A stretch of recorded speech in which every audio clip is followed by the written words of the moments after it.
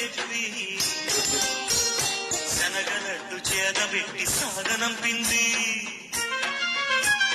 మంగళవారం ఆంజనేయ స్వామి పేరు చెప్పి అసలు పనికి అడ్డబెట్టి తప్పుకున్నది.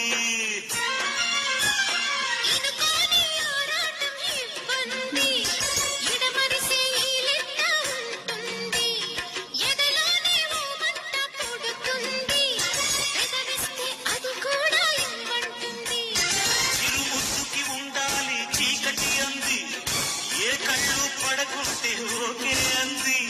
తీరాలు తీస్తుంటే ఎంగిలన్నది. ఏం పిల్లది ఎంత మారున్నది. బాగున్నది